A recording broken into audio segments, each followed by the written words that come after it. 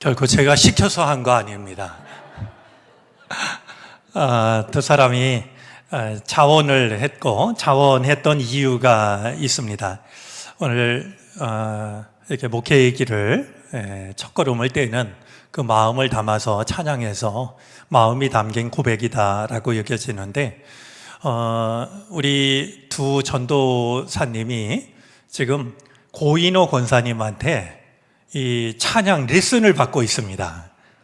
요새 젊은 목회자들이 참 훌륭합니다. 시간을 쪼개서 고인호 권사님으로부터 노래하는 레슨을 받고 있는데, 아마 이제쯤엔 좀 해도 되지 않나, 누구 의견이었는지 모르지만 그런 생각이 들었던 것 같고 오늘 이렇게 찬양하게 되었습니다. 이 찬양하는 두 사람도 마음이 떨렸겠지만 아마 마음이 더 떨린 사람은 고인호 권사님이었던 것 같습니다. 앉아서 듣지 못하고 저기 뒤에 서서 찬양을 들었는데, 어떻게 권사님 만족하십니까? 네. 우리 교회에 거쳐가는 우리 수련 목회자 또 부목사님, 좋은 목회 경험 잘 쌓아서 우리 한국 교단의 교회에 귀하게 쓰임받는 그런 목회자가 될 수 있도록 기도해 주시기를 바랍니다. 제가 생각을 하다가 우리 두 수련 목회자도 이번 봄 대신방 할 때 시간 될 때 참석을 해서 신방을 어떻게 하는지 이렇게 좀 실질적으로 경험을 해보라라고 해서 지금 신방도 참여를 하고 있는데요. 이런저런 여러 가지 경험을 통해서 좋은 목회자로 이렇게 세워져 가는 우리 두 분 수련 목회자 되셨으면 좋겠습니다. 여러분들이 기억하는 이름일지 모르겠는데요. 기형도라는 시인이 있습니다. 너무 젊은 나이에 갑자기 세상을 떠난 그런 시인이고, 그러다 보니까 그가 남긴 그 시집이 한 권, 입속의 검은잎이라고 하는 단 한 권의 시집만 남겨서 오히려 이렇게 전설처럼 남아있는 시인이기도 한데요. 그 시인이 쓴 시 중에 우리 동네 목사님이라는 제목의 시가 있습니다. 시가 우리 신앙과 관련된 내용이어서 한번 같이 좀 보아도 좋겠다라고 여겨집니다. 한번 오랜만에 시를 읽는 게 자주 있는 일은 아니지 싶으니까요. 한번 천천히 같이 한번 읽어볼까요? 읍내에서 그를 본 것은 이번이 처음이었다. 철공소 앞에서 자전거를 세우고 그는 양철 홈통을 반듯하게 펴는 대장장이의 망치질을 조용히 보고 있었다. 자전거 짐틀 위에는 두껍고 딱딱해 보이는 성경책만한 송판들이 실려 있었다. 교인들은 예배당 꽃밭을 마구 밟고 다녔다. 일주일 전에 목사님은 폐렴으로 둘째 아이를 잃었다. 장마통에 교인들은 반으로 줄었다. 더구나 그는 큰 소리로 기도하거나 손뼉을 치며 찬송하는 법도 없어 교인들은 주일마다 수군거렸다. 학생의 소년들과 목사관 뒤터에 푸성귀를 심다가 저녁 예배에 늦은 적도 있었다. 성경이 아니라 생활의 밑줄을 그어야 한다는 그의 말은 집사들 사이에서 맹렬한 분노를 자아냈다. 폐렴으로 아이를 잃자 마을 전체가 은밀히 눈빛을 주고받으며 고개를 끄덕였다. 다음 주에 그는 우리 마을을 떠나야 한다. 어두운 천막교의 천장에 늘어진 작은 전구처럼 하늘에는 어느덧 하나둘 맑은 별들이 켜지고 대장장이도 주섬주섬 공구를 챙겨 들었다. 한참 동안 무엇인가 생각하던 목사님은 그제서야 동네를 향해 천천히 페달을 밟았다. 저녁 공기 속에서 그의 친숙한 얼굴은 어딘지 조금 쓸쓸해 보였다. 우리 동네 목사님이라는 시 안에는 우리가 이렇게 신앙에 대해서 좀 돌아봐야 될 몇 가지 내용을 담고 있습니다. 그 중에 하나 참 인상적인 것이 성경이 아니라 생활의 밑줄을 그어야 한다라는 그의 설교가 이제 교인들에게 분노를 좀 자아냈던 것이죠. 그보다 더 큰 이유는 이제 그 교회를 떠날 수밖에 없었던 이유는 둘째 아들이 폐렴으로 죽었기 때문에. 저 목사가 우리 동네 목사로 있으면 저런 불행한 일들이 이어지지 않을까, 이런 불안감이 이제 아마 더 목사님을 그곳에 머물지 못하게 했을 거다라고 여겨집니다. 그런데 사실은 제가 오늘 이 시를 소개하는 데는 아주 단순한 이유가 있습니다. 시인은 우리 동네 교회에 있는 목회자를 두고서 꼭 목사님이라고 부르고 있습니다. 시 중에서도 목사님이라는 말을 2번 사용하고 있고 제목도 우리 동네 목사님입니다. 목사의 위치는 대개가 비슷합니다. 그래서 특별히 교회 안 나오는 사람들에게는 그저 암흑의 목사일 뿐입니다. 어느 교회 목사가 되겠죠. 사람들의 입에 오르내릴 때에는 님자가 붙는 것을 기대하기가 참 어렵습니다. 가끔 좀 놀랄 때도 있는데요.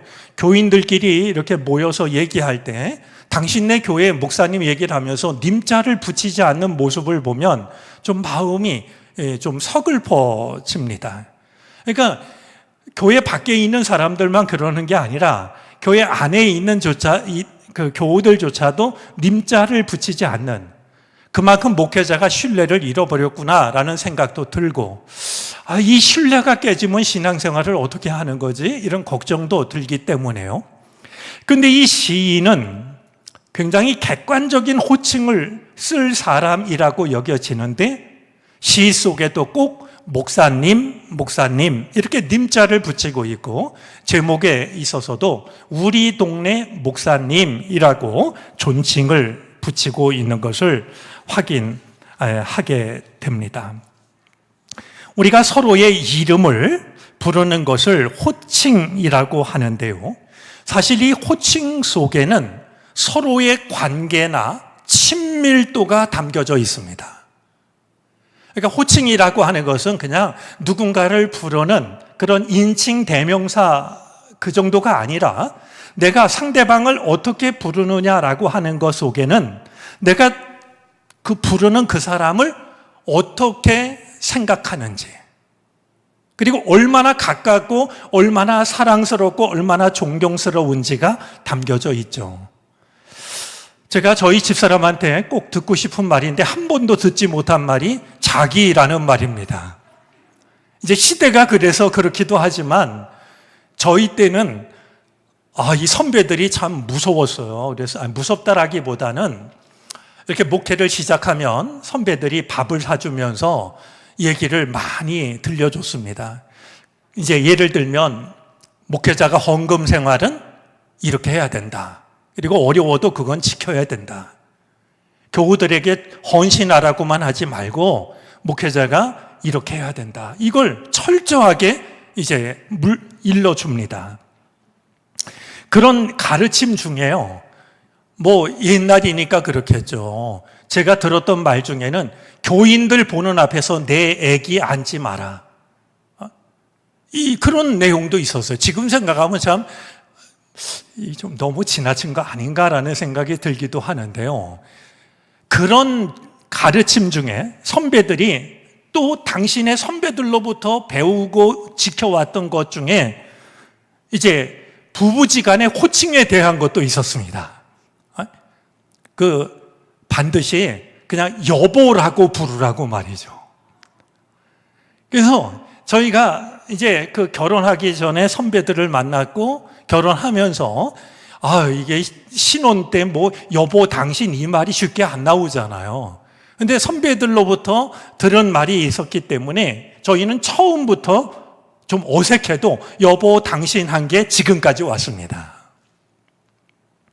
자, 그런 점에서 이 호칭, 서로를 부르는 어떤 그 호칭 속에는 내가 저 사람을 어떻게 생각하는지, 또 얼마나 가까운지, 혹은 얼마나 아끼는지, 얼마나 존경하는지, 이런 것들이 나도 모르게 담기게 마련인 것입니다. 그런 점에서 저는 기영도라고 하는 시인이 우리 동네 목사 이러지 않고 우리 동네 목사님이라고 시의 제목을 정한 것에 대해서, 그리고 시 속에도 목사라는 말 대신에 목사님이라고 말하고 있는 것에서 상당한 고마움을 느끼게 됩니다. 아마 이 목회자가요, 우리 여기 지금 목회자들이 있는데요, 우리 교인이 아는 사람들한테 우리 동네 목사님이라는 말 한마디만 들어도 저는 그 목회는 성공한 목회일 거라고 생각합니다. 뭐 여러 가지 많은 일을 하려고 하기보다는 안 믿는 사람으로부터 정말 저분 우리 동네 목사님이야, 이렇게 한마디만 들어도 저는 그거 쉽지 않은 일이고 충분히 정말 좋은 목회자로 자리매김이 되는 일이라고 생각을 하게 됩니다. 자, 오늘 호칭 얘기를 하게 된 것은요, 오늘 본문과 연관이 있기 때문입니다. 지금 이스라엘 백성들은 큰 위기에 놓여 있었습니다. 제가 잠깐 상황 설명을 하면은요, 요시야 왕 이후에 남유다는 급격하게 몰락을 경험하게 됩니다. 그러다가 여호야김 왕일 때 바벨론의 침공을 받아가지고요, 많은 사람들이 포로로 끌려갔습니다. 시드기야 왕 때 결국 예루살렘 성은 허물어지고 도망을 치던 시드기야 왕은 붙잡혀서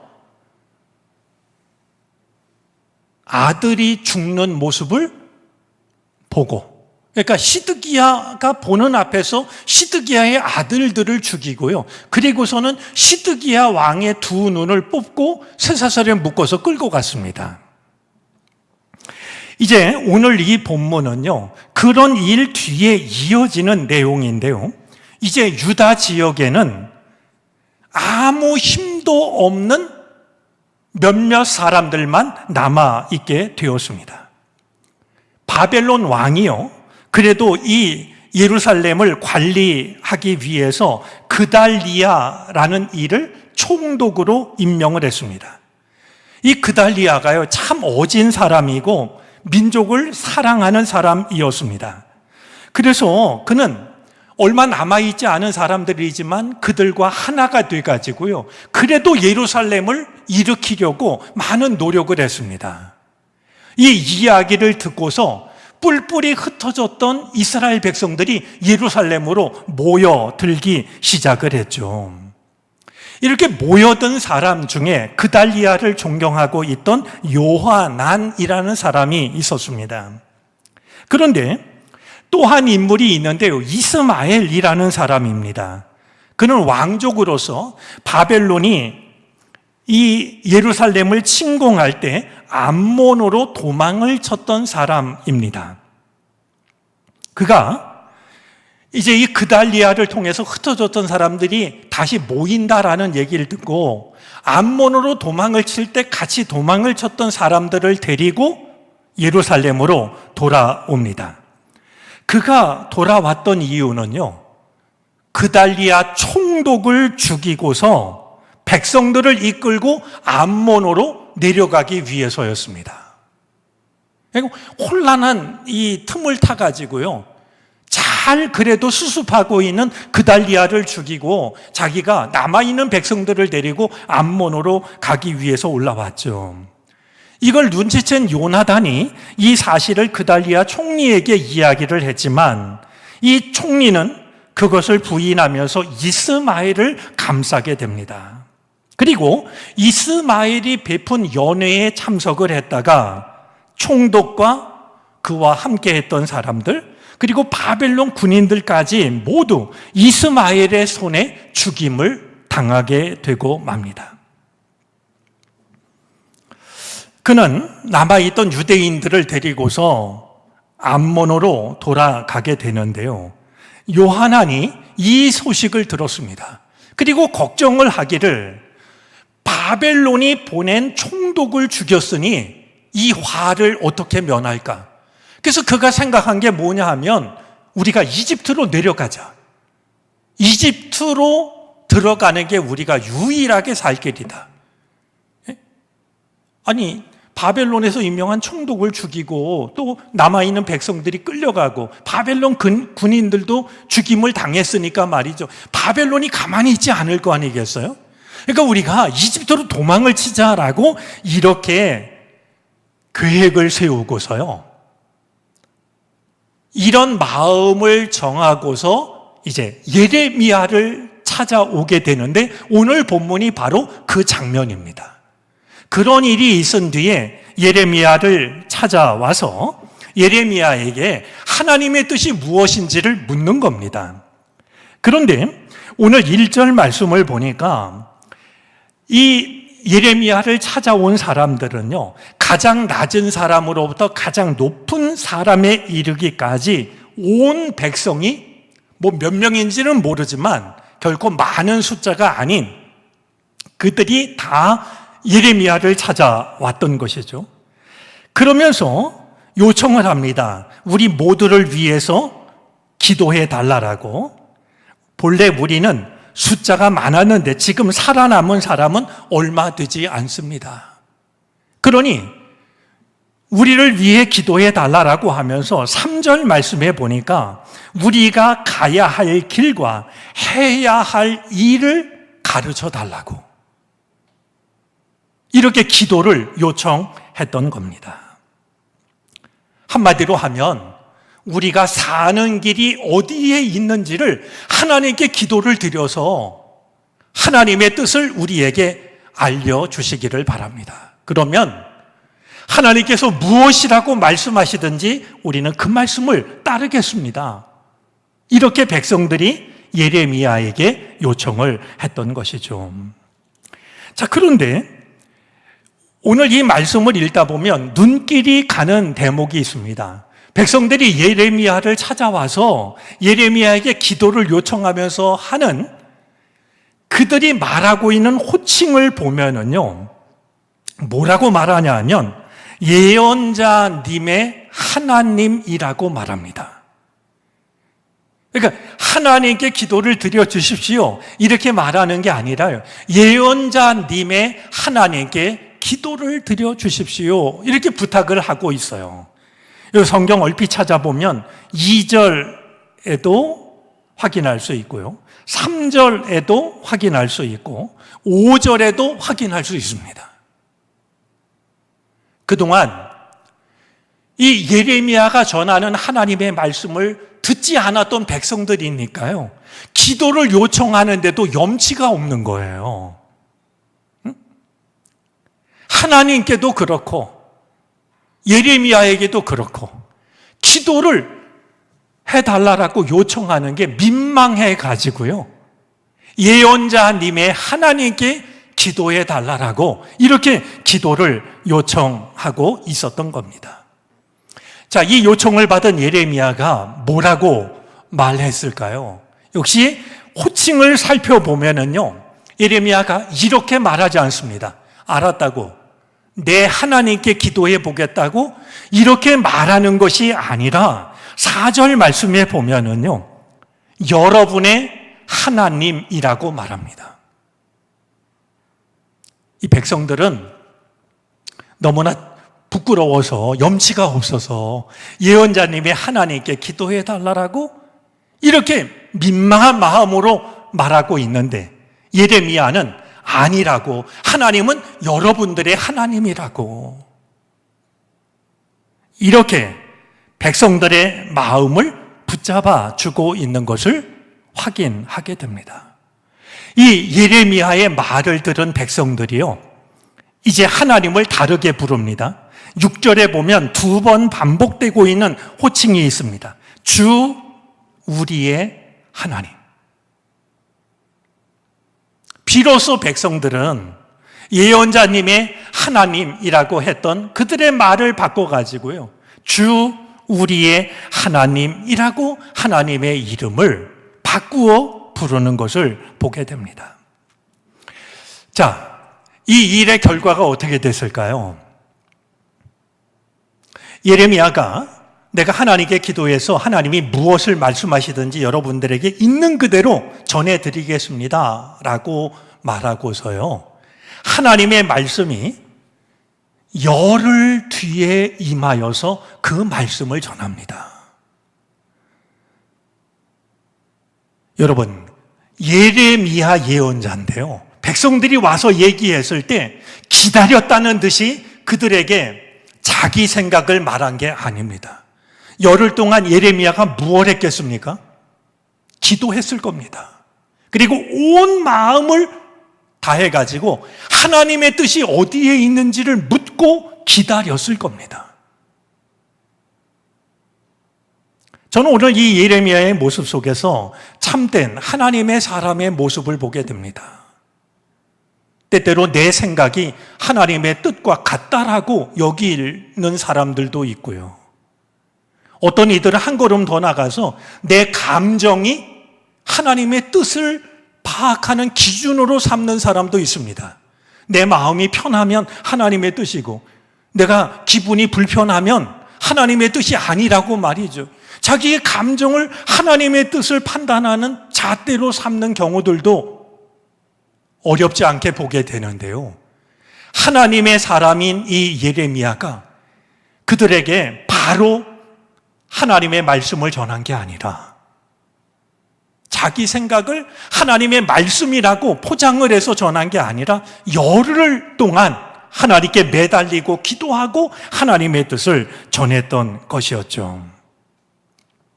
아무리 예언자라 할지라도 언제나 쉽게 말하는 것이 아니라 기다리는, 하나님의 뜻을 찾고 듣고 기다리는 모습을 우리는 예레미야를 통해서 보게 됩니다. 자, 이 예레미야가 들은 하나님의 말씀은요, 10절부터 18절까지 이어지는데요, 한마디로 하면 이러합니다. 이집트로 내려가지 말아라. 내려가면 너희는 모두 죽게 된다. 이집트로 내려가지 말고 그냥 여기에 머물러 있으면 내가 너희를 지켜주겠다. 이제 그들이 생각했던 것과는 다르게 말이죠. 여러 가지 상황으로 인해서 그들은 도망치려고 이집트로 가는 것이 사는 길이라고 생각하고 하나님의 뜻이 어떨까 한번 물어본 건데요. 하나님의 뜻은 전혀 달랐어요. 이집트로 내려가면 사망이 너희를 뒤쫓아갈 거다. 너희는 죽고 만다. 그러나 지금은 불안해 보일지 몰라도 너희가 여기에 남아 있으면 바벨론 왕이 너희를 지켜줄 거다. 자, 이 말을 들은 백성들은 어떤 선택을 했을까요? 여러분들이 유다 백성이라고 하면 어떤 선택을 했을 것 같습니까? 제가 몹시 궁금해서 물어보는 겁니다. 여러분들이라면 어떤 선택을 내렸을까요?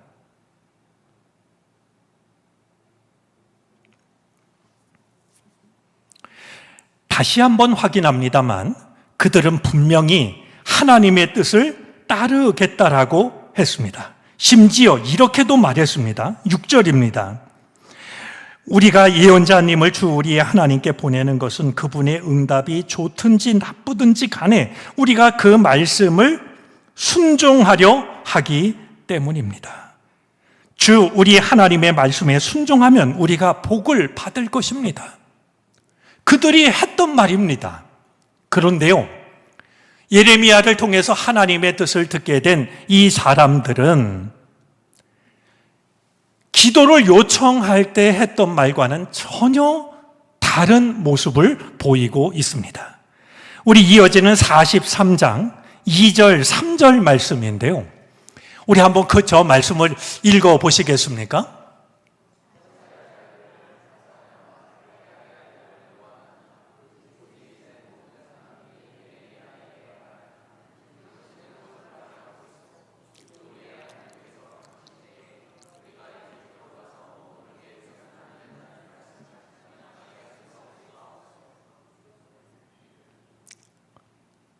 당신 지금 거짓말하고 있다고.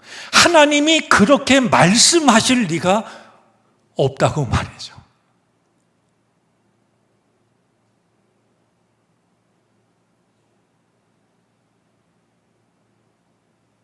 마음 아프게도 유다 백성들의 모습 속에는 이 세상을 살아가는 연약한 우리들의 모습이 담겨져 있습니다.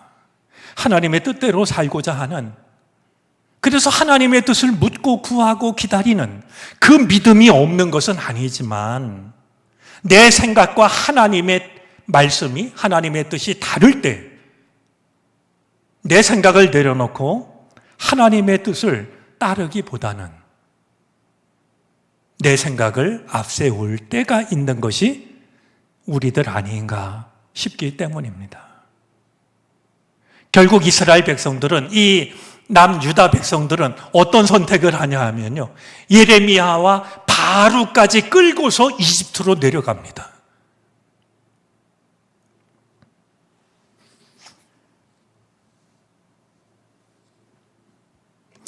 오늘 말씀 속에서 한 가지 살펴보고 싶은 게 있습니다.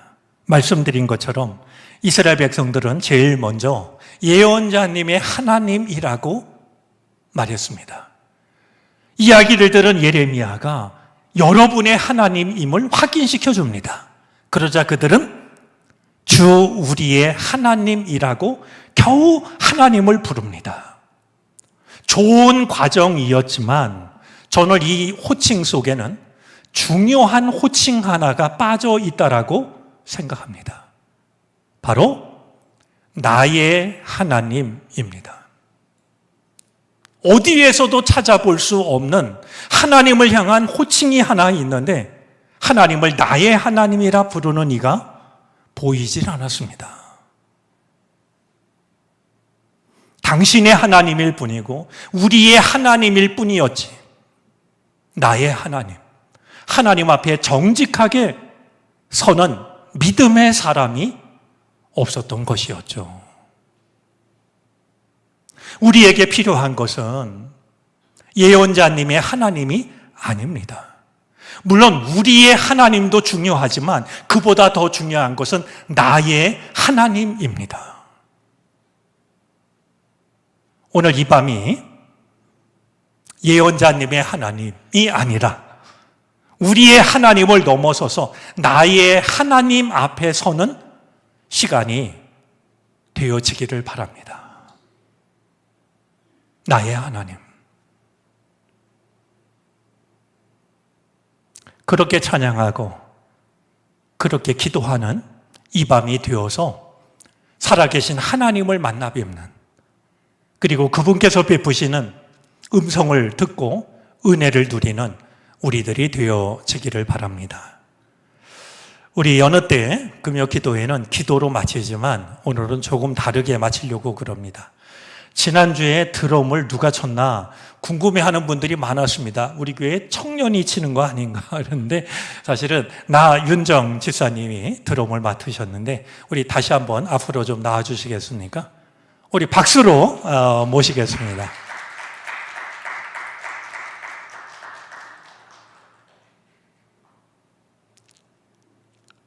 저는 악기를 연주하는 사람 중에 제일 좋아하는 연주자가요, 다른 연주자의 그 소리를 듣는 사람입니다. 네, 지난주 한 주였지만 저는 나 집사님 이 드럼이 참 좋다라고 여겼던 것은 그냥 내 소리만 내는 게 아니라 같이 연주하는 그런 소리를 들으면서 연주하고 계시다라는 생각이 들어서 참 좋았더랬습니다. 우리 자리에 앉으시겠어요? 앉으세요. 우리 인사했지만 남편께서는 강혜진 장로님이신데 우리 교회에 등록을 하셔서 이제 네 분이 신앙생활 같이 하게 됐습니다. 우리 한번 이렇게 멋있게 좀 두들길 수 있나요? 이따가. 아니, 앉으세요. 앉으셔야 돼요. 우리 찬양팀 나올래요?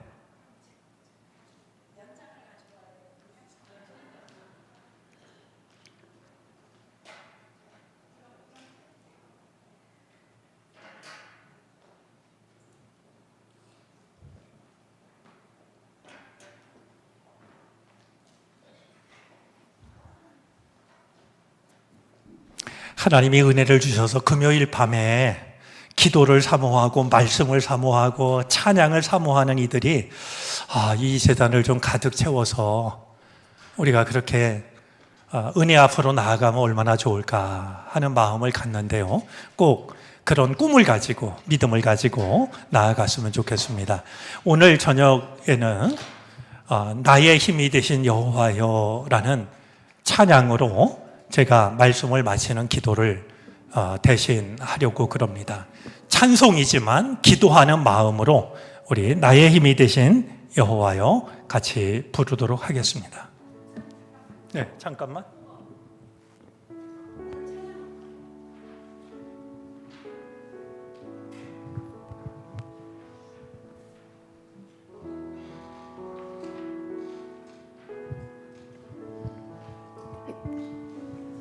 나의 힘이 되신 여호와여, 내가 주님을 사랑합니다.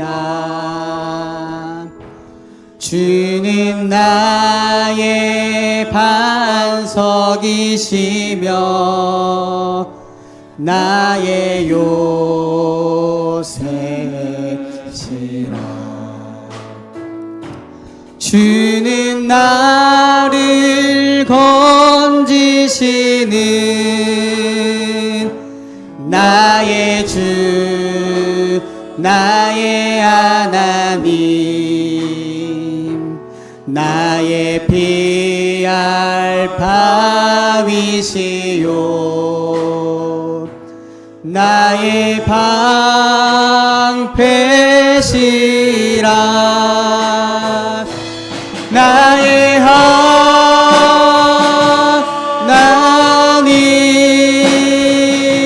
나의 하나님,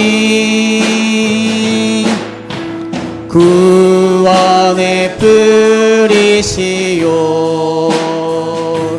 나의 산성이라. 나의 하나님, 아멘. 나의 하나님,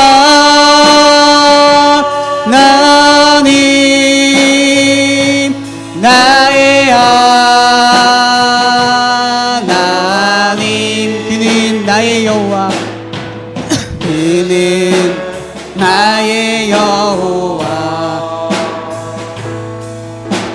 나의 구세주, 나의 생명이신 여호와여, 나의 생명이신 여호와여,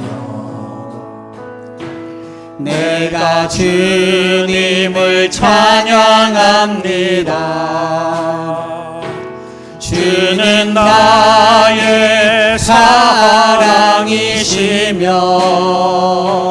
나의 의지시라. 주는 나를 이끄시어 주의 길 인도하시며 나의 생의 목자 되시니 내가 따르리라.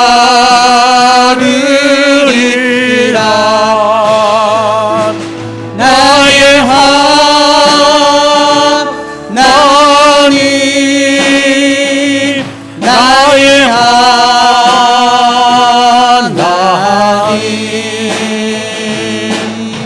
생명의 면류관으로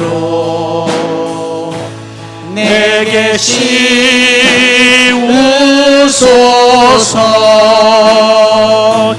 나의 하나님, 나의 하나님,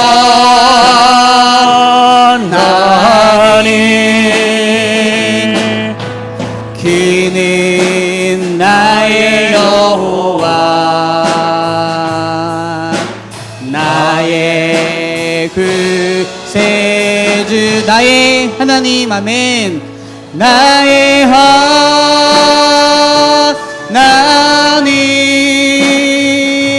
나의 하나님, 면류관으로 생명의 면류관으로 내게 씻으소서. 나의 하나님, 나의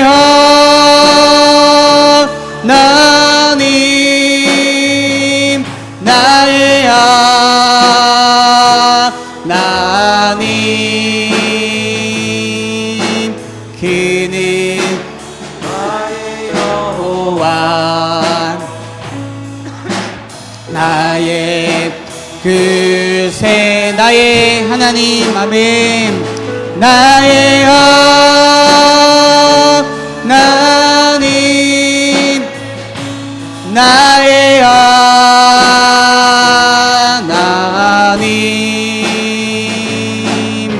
생명의 면류관으로 내게 씻으소서. 나의 하나님. 아멘. 나의 하나님,